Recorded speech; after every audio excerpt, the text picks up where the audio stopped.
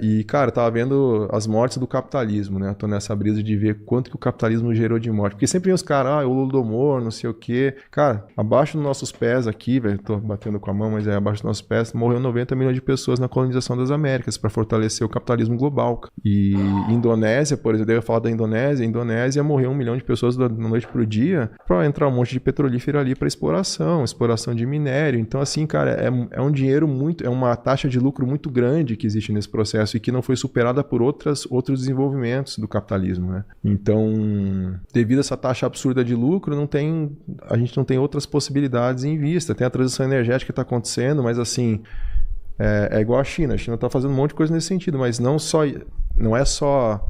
Eles continuam usando um monte de combustível fóssil ao mesmo tempo, porque eles estão fazendo tudo ao mesmo tempo ali. Então, a gente não vê um horizonte de mudança realmente verdadeira nesse processo. Então, é um negócio que envolve muita grana.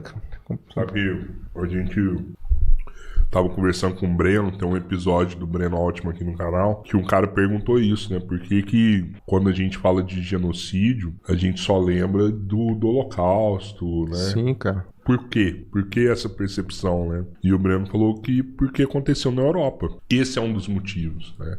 Porque tem vários genocídios, né? Você mesmo fez no seu canal falando do Congo, né? Sim, foi Esses dias eu vi que a França testou várias bombas atômicas no continente africano que teve mais efeito do que Hiroshima e Nagasaki. E ninguém fala dessas bombas atômicas, né? Então, sim... Tem muito genocídio que aconteceu pelo mundo. Mas quando você fala na questão europeia, o que foi a conclusão, assim? Não entendi. Não, é porque as mortes foram na Europa. É como se essas mortes valessem mais do que outras. Mas é isso, cara. Matou europeu. Vou falar no meu canal, eu percebo isso. Meu canal é mais visto por pessoas de esquerda hoje. Cara, Congo belga ali, menos gente vai ver do que um país desenvolvido. Ou Índia.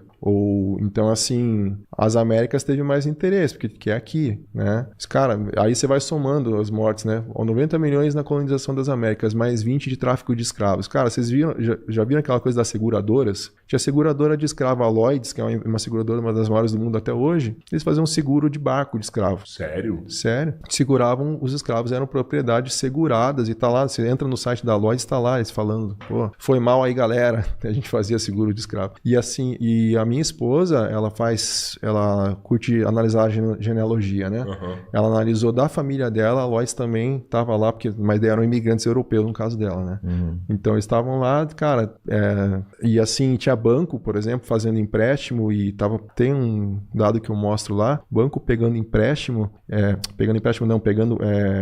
confiscando lá um negócio lá, uma propriedade, falou assim, ó, a propriedade e essas pessoas que estão aí dentro, é tudo meu. Então, escravo Então, assim, 90 milhões, né, cara? Tomou a terra e tomou os escravos que estavam lá como produto ali, propriedade. Então, ó, 90 milhões Américas, 20 milhões tráfico de escravos, aí soma mais o Congo belga mais 10. Índia, cara, 60 milhões, cara. O da Índia eu achei mais brutal de todos que eu fiz, os episódios lá.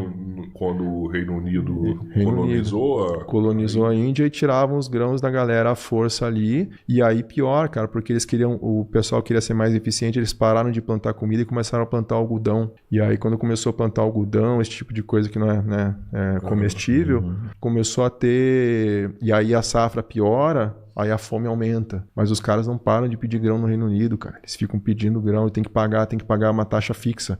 Dane-se que você não conseguiu produzir naquele ano, ou naquele, né? Então começa, cara, uma extração de riqueza. E as ferrovias da Índia, a Índia é cheia de ferrovia. O Brasil, as ferrovias são da esquerda para a direita, né? Tudo para exportação, levando para os portos. Agora, a Índia é cheia de ferrovia, cara. Tudo para escoar.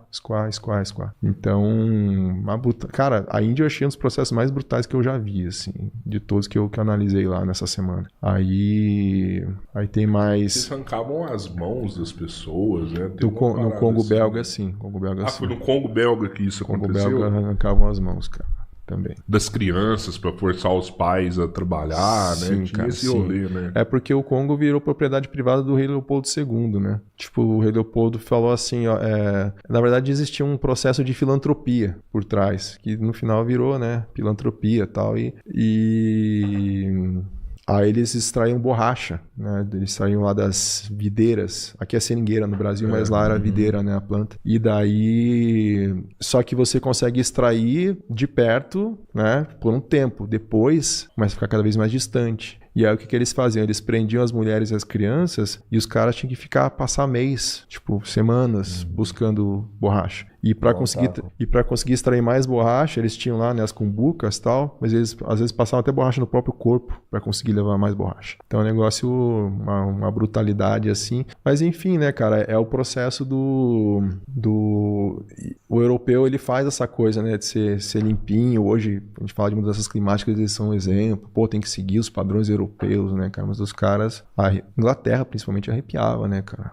Aqui nas Américas também, né? A Inglaterra tava por trás. Aí a questão como é que chama lá que eu falei agora um pouco antes ali, que morreu 1 milhão também na Indonésia. Tudo para morrer 1 milhão, mas teria morrido 10 se precisasse, porque o pessoal queria extrair os recursos naturais dali, Estados Unidos, CIA, etc, né? Então tem todas essas questões aí. E existe um padrão, né, cara? Se você olhar, por exemplo, hoje, a questão de quem fez as mudanças, todo esse processo, agora lembrei que eu ia falar de mudanças climáticas. Tem um negócio chamado de ciência de atribuição. Hoje você consegue descobrir quais petrolíferas geraram quais emissões e quais emissões geraram certas catástrofes específicas. É possível chegar nesse nível de precisão. 22 petrolíferas geraram metade dessas mudanças climáticas que a gente tem hoje. Caramba. 22. Só 22. Metade. Então, daqueles que eu falei lá, daqueles... A extração do petróleo é responsável, então, Sim, exatamente. Que loucura, velho. Guerra no Iraque, cara. Guerra no Iraque, petrodólar. Dólar atrelado ao petróleo.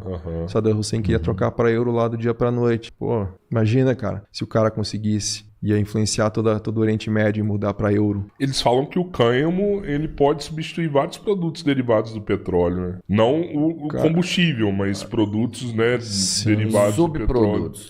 Subprodutos. Vários, cara. Vários. Tem muita possibilidade. Então... Só que, né, não tem esse interesse por trás. E a gente fica viciado em certos processos, né, cara? O combustível...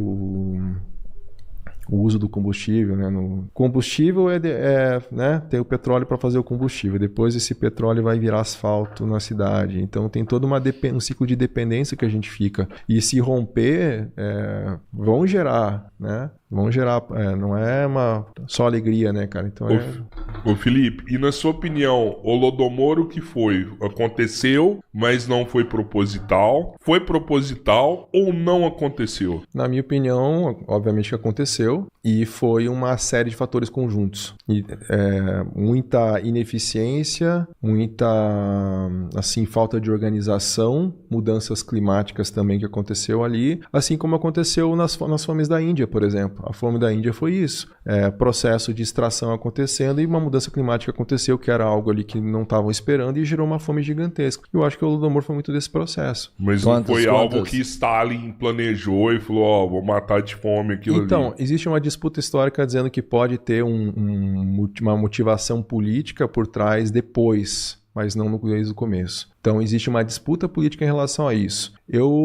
Pelo que eu notei, assim, tudo que eu estudei, e cara, eu confesso que eu não estudei tanto assim, tá? Poderia ter estudado mais. Mas eu acho que foi levemente ali nessa questão de um uso político, mas não diria que foi categórico, assim. Porque a gente tem que pensar que era uma época que as informações trafegavam de forma diferente, cara, sabe? Então é difícil você pensar... Pensa assim, cara, eu às vezes penso em coisas que acontecem hoje, sei lá, um político fala um negócio aqui, o negócio do Flávio Bolsonaro aí, sabe?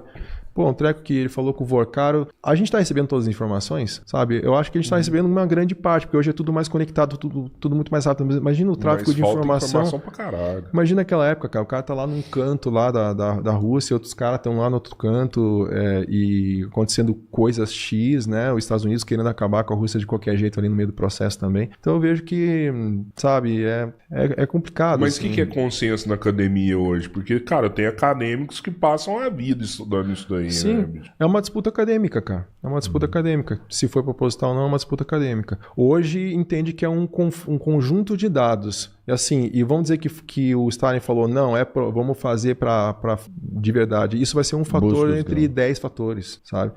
As coisas não são tão simples, né, cara? Os processos não são tão simples. Tem muitas complexidades no meio do processo, né? Tem coisa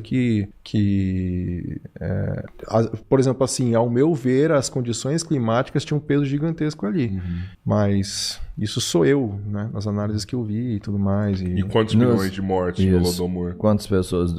O número, né? Porque você já viu números em vários outros lugares lá. Do que você viu eu tinha visto 10 milhões, uma coisa assim, mas também não tenho... É porque esses números variam também, porque tem efeitos, por exemplo, pontuais e exemplos que acontecem na hora e acontece ao longo do tempo também. Então... E você acredita nesse número que o livro negro do comunismo fala de 100 milhões de pessoas mortas pelo comunismo? Porque lá tem atribuições futuras, tipo, gente que não nasceu. Pessoas que não nasceram. Devido ao fator, né? Fala que considera a morte dos nazistas ali também, pra mencionar esse número. Tem um monte de também, coisa assim. E, assim, e eu acho que é problemático, cara, porque, assim, é um livro todo enviesado e grande parte da galera só lê o prefácio dele, né? Então, assim, grande parte lê o prefácio e usa o prefácio como regra, porque o prefácio que tá ali, realmente, né? Os dados ditos pra dar aquela chocada ali, pra fazer talvez o cara ali ler o resto do livro. Então, é muito isso, cara. Mas que até o próprio autor já negou ali, Não, os próprios coautores já falaram do cara que ele estava exagerando. Os próprios coautores... Que usou esse número para ficar bonito e vender ali mais, ali, causar impacto. Exato, os próprios coautores do próprio livro do cara, mano. Mas aí que tá, cara, é isso que eu falo, assim, eu acho que a gente não pode ser pautado nessas discussões de um negócio que aconteceu lá, por exemplo, o Fome da China é outro negócio, né, que aconteceu aí em curto período de tempo e que foi brutal também. Mas eu quis trazer na minha ideia ali uma outra visão, uma visão que não é tão discutida, né? Pô, o que o sistema capitalista gera? Porque, assim, as mortes, eu acho muito interessante quando a gente analisa essas mortes, não é o que aconteceu na hora, mas os processos que iniciaram e os processos que acontecem depois. Por exemplo, na Indonésia lá morreu 1 milhão, aí depois vai ter todo um leilão do país, assim, de petrolíferas, quem que vai levar o quê, quem que vai fazer tal coisa, quem que vai para tal lado. Privatizou tudo depois. Exato, são esses que rola depois, assim. O capital entrou e tomou conta, em geral. Tráfico de escravos, né, cara? Tem cara que jogou gente no mar pra ganhar dinheiro de seguro. Tem um caso lá de 150 pessoas jogadas no mar pro cara receber dinheiro de seguro. Então, assim, acho que a pauta tem que ir pra essas questões maiores, assim, o que tá acontecendo, sabe? E, cara, mudanças climáticas. Tem 1 milhão de pessoas morrendo hoje no mundo por mudanças climáticas. Tem aí 8, 9 milhões morrendo de fome por ano. Hoje, cara, o sistema capitalista não consegue gerar comida para todo mundo? Consegue. Sim. Não consegue gerar moradia para todo mundo? Consegue também. Mas por que não está suprindo as pessoas? A capacidade de produção, pô, animal. Cadê o resultado para todo mundo, né, cara? E como eu falei, né, a gente vai sofrer de formas diferentes, cara. E Patu, a China, o que a China é hoje? É um país socialista? Socialista.